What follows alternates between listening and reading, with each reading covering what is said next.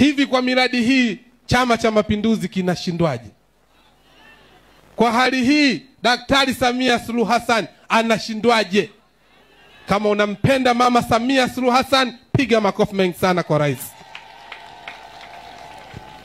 Mheshimiwa Waziri Mkuu, sisi tumepewa maelekezo mahususi na Chama cha Mapinduzi.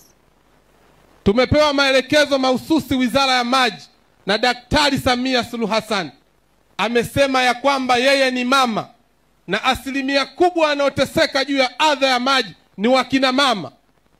Hataki kusikia, hataki kuona wamama wa nchi hii wanateseka juu ya adha ya maji. Ameshuhudia wamama wenzie wengine wamefikia hatua wa kuacha ndoa zao kwa sababu ya ukosefu wa maji. Wapo wamama wakati mwingine njofesi hazikai kwa sababu ya ukosefu wa maji.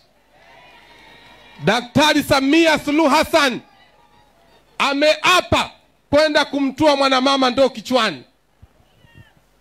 Chama cha Mapinduzi kimetupa maelekezo hapa mjini tuwe na 95%.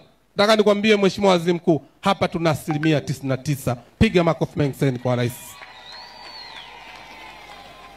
Kazi ya Daktari Samia Suluhu Hassan, mwezi wa Oktoba tunajua kuna jambo lake.